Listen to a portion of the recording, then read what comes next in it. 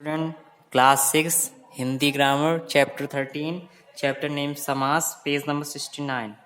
सो compound start करेंगे। आज compound read करेंगे। संक्षिप्त रूप में पढ़ना है, समझना ही है ना। सो दशयानन, जिसकी जैसे दशानन, राधा और कृष्ण, राधा कृष्ण महान, इसकी आत्मा महात्मा। दशानन, राधा कृष्ण महात्मा सब समास के उदाहरण है। एग्जाम्पल्स ये दिए गए हैं। समास आधारित संक्षेप करने की विधि, ठीक है। जैसे इतना लंबा है, महान है जिसकी आत्मा। इतना लॉन्ग बोलने में हमें टाइम भी लगता है और विचार भी करना होता है, ठीक है। बट इसको हम यदि शॉर्ट में कर दे, महात्मा, सिंपल सा। महात्मा मतलब जिसकी महान है आत्मा, है ना।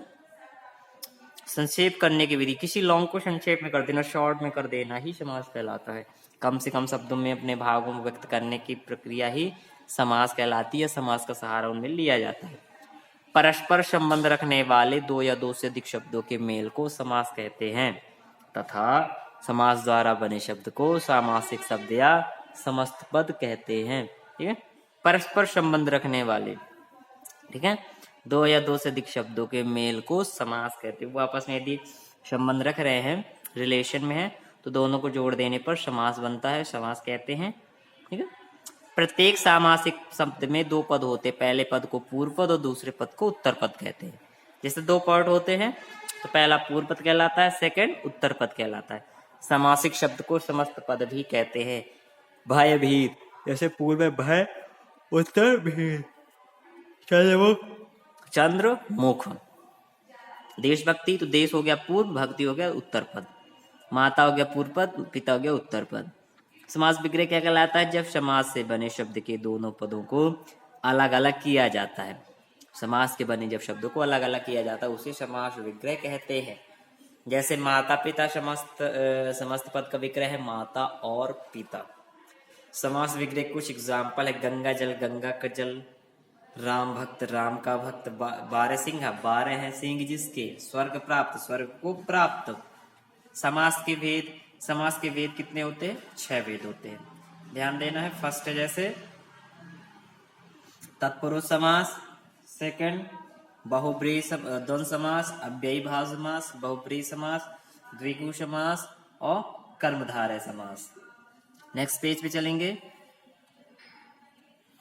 तो नेक्स्ट पेज पे कुछ और दिए गए हैं। जैसे स्टार्ट है समास के पार्ट। फर्स्ट पार्ट है तत्पुरुष। जिस समास में उत्तर पद मीन्स सेकंड पक्ष जो दूसरा पद है प्रधान होता है उसे तत्पुरुष समास कहा जाता है।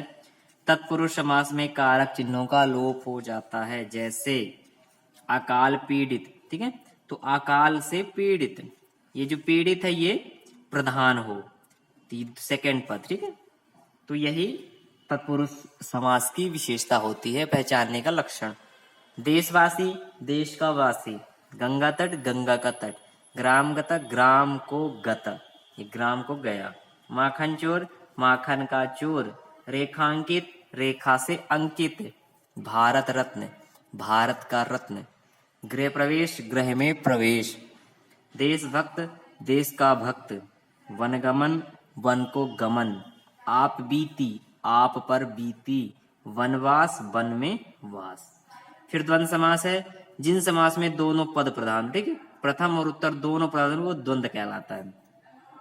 और या तथा आदि शब्दों का लोप हो जाता है। जैसे खरा खोटा है तो खरा या खोटा।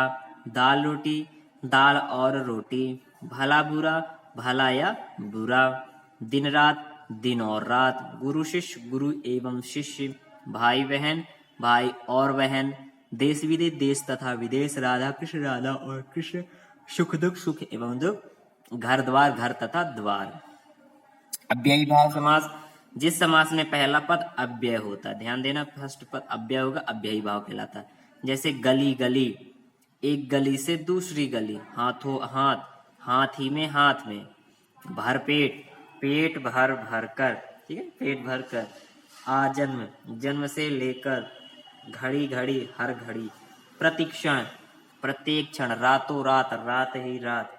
यथाशक्ति, शक्ति के अनुसार। यथा नियम, नियम के अनुसार। आजीवन, जीवन पर्यंत। साफ साफ, बिल्कुल साफ। प्रतिदिन, प्रत्येक दिन।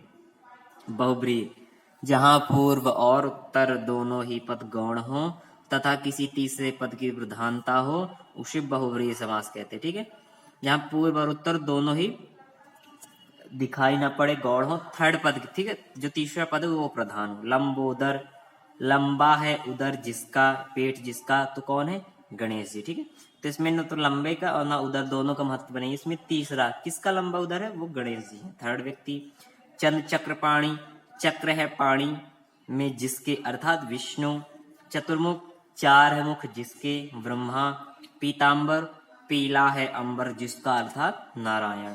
नीलकंठ, नीला है कंठ जिसका अर्थात शिव। चतुर्भुज, चार है भुजाएं जिसकी, विष्णु। दशानन, 10 आनंद जिसके, रावण। चक्रधर, चक्र को धारण किया जिसने अर्थात श्री कृष्ण। फिर द्विगु है जिस समस्त पद का प्रथम पद संख्यावाचक विशेषण हो। ठीक है, तो संख्या का ध्यान देना में कि संख्यावाचक यदि कोई है विशेषता बता रहा हूं, कौन है? द्विगु समास। त्रिनेत्र, 3 नेत्रों का समूह। नवग्रह, नवग्रहों का समूह। त्रिफला, 3 फलों का समूह। त्रिकोण, 3 कोणों का समूह। पंचानन, 5 मुख वाला। त्रिलोकी, 3 लोकों का स्वामी। दशानन, 10 आनन का समूह। नवरात्र, नवरात्रों का समूह। चौराहा, 4 राहों का समूह। चतुरानन, 4 मुखों वाला। त्रिवेणी, 3 वेणियों का समूह। शतशयी, 7 सौदोहों का समूह। कर्मधारय समास, कर्मधारय समास में उत्तर पद बाद का पद प्रधान होता है। इस समास में विशेषण विशेष का उपमेय उपमान का संबंध होता है। ठीक है, इसमें मतलब बाद का पद, सेकंड पद प्रधान होता है। नील गाय, नीली है जो गाय। काली मिर्च, काली है जो मिर्च। नील गगन, नीला है जो गगन। महात्मा, महान है जो आत्मा। अंधविश्वास, अंधा है विश्वास जिसका। परमानंद, परम है जो आनंद। पीतांबर, पीला है अंबर जिसका। भला मानस, भला है जो मानस। चरण कमल, कमल के समान चरण। स्त्री रत्न, स्त्री रूपी रत्न। विद्याधन, विद्या रूपी धन। महाराजा, महान है जो राजा। तो हमने क्या सीखा बच्चों? परस्पर संबंधित 2 या 2 से अधिक शब्दों के मेल को समास कहते हैं। समासिक शब्द के पहले पद को पूर्व पद और दूसरे पद को उत्तर पद कहते हैं। समस्त पदों को अलग करके लिखने को समास विग्रह कहते हैं। समास के 6 वेद हैं: तत्पुरुष, द्वंद्व, अव्ययी, बहुब्रीहि, द्विगु और कर्मधारय समास। हमने यहीं पे इस चैप्टर को पढ़ा। Thank you students.